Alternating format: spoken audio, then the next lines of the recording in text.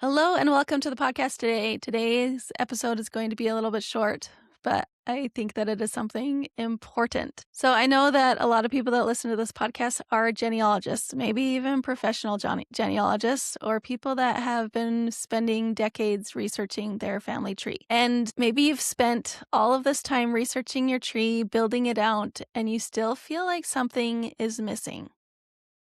Now, I don't think that a lot of genealogists necessarily feel like that. They love it and they want to research their family and feel a lot of fulfillment in that. But I just want to introduce one little thing that can maybe amplify the feelings and the strength that you can glean, glean, sure, from doing this work, from doing genealogy. So you have the names, you have the dates, you might even have, lots of records and photos about your ancestors, but it still feels a bit empty. So I want to talk about why that is and what changed for me as I went through the same process.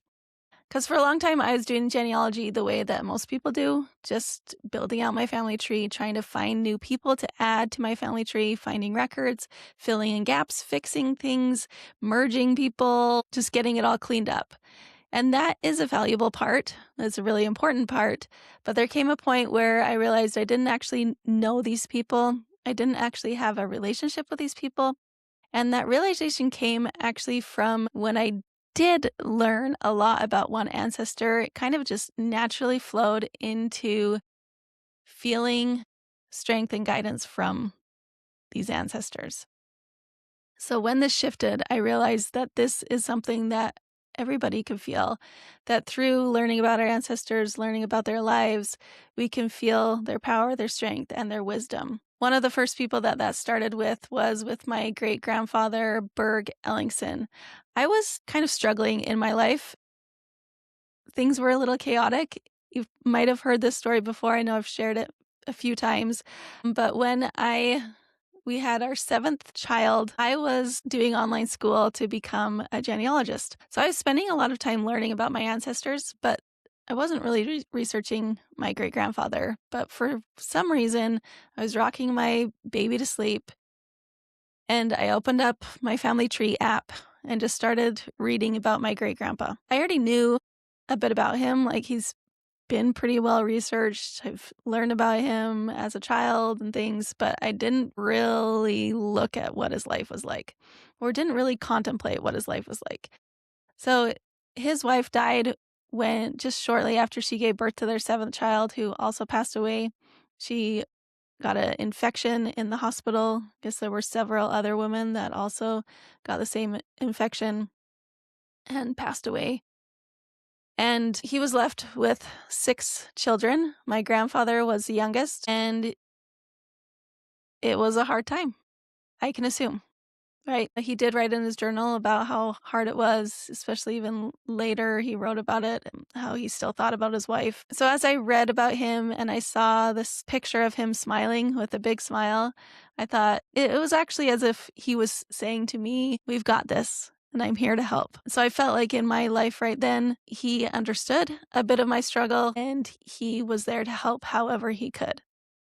Now, I know that a lot of people, when I mention such things as receiving guidance or strength or help from our ancestors, it feels a little bit woo-woo, a little bit weird. And some people actually believe that it's downright wrong, that it is not good. But for me, I know that my ancestors are here, that they bring so much good into my life, that they bring so much power into my life. And I don't know how that could be a bad thing. So that is my understanding. And that's a lot of people's understandings that I've talked to, religious or otherwise.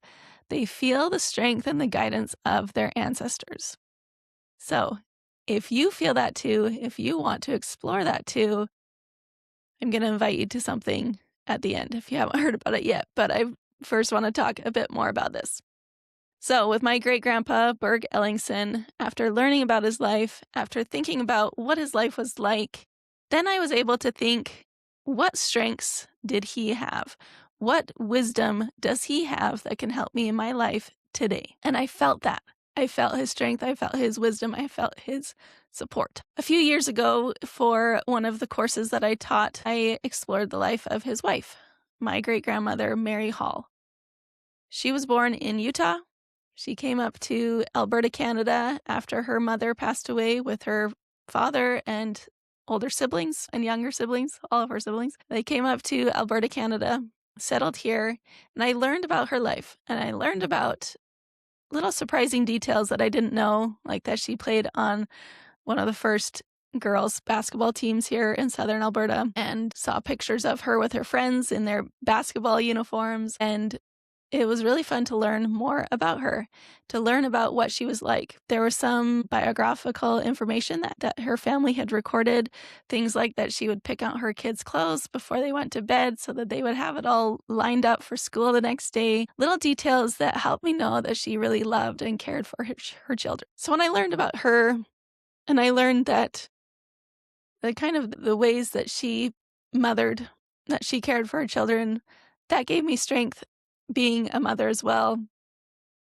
and feeling some of her knowledge and wisdom and abilities in being a mother, that it was important, and that it's important for me too right now. So this is just a little glimpse into how we can receive power through genealogy, through learning about what our ancestors' lives were like, and how we can not just think about what their lives were like and be like, oh, their life was so hard, that must have been whatever, to then take it even a step farther and think, what wisdom and experiences and understanding would they have had to have to experience that thing?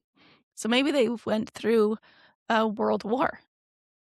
Can you imagine that soldier having to go to battle and having to do these horrible things and experience these horrible things? They were probably left with a lot of trauma that maybe has been passed down, which is another thing we can explore. But maybe they endured it well. Maybe they learned ways to cope that were good. Maybe they healed that pain. We can look at what their life was like after. What type of person were they? Were they a hard, cruel person? Or were they loving, non-judgmental, and welcoming? And when we look at that information, when we think about what their life was like, what they would have had, what traits they would have had to endure that, and then what experiences they learned, we can think, okay, how can that help me in my life now? What wisdom and guidance and strength can I have from that ancestor that can help me now? I hope that makes sense, but I hope that you can try this out when you are learning about an ancestor. And maybe it feels kind of weird, and maybe you have just been, strict by the book. Let's research, document, analyze, and get all the right information. I invite you to take it a few steps further, not just even thinking what their life was like, but how can their life help me now? Maybe even closing your eyes and visualizing them and thinking about what experiences they had, thinking about the experiences you're having in your life right now, and thinking about which of your ancestors can help you with that. Which of your ancestors has the wisdom and strength and understanding that can help you with the problems you're having in your life right now? And invite that guidance. I don't necessarily know your ancestor is going to, speak to you, but I think you can feel some strength and some support when you ask and invite. So now I want to invite you to something that I'm going to be offering next week, a 3-day Ancestor Power Challenge, where we're going to do this very thing. We're going to choose an ancestor that you feel called to learn about or want to learn about or are curious about. We're going to learn a bit more about them, and then we're going to call on their wisdom and strength and power for your life today.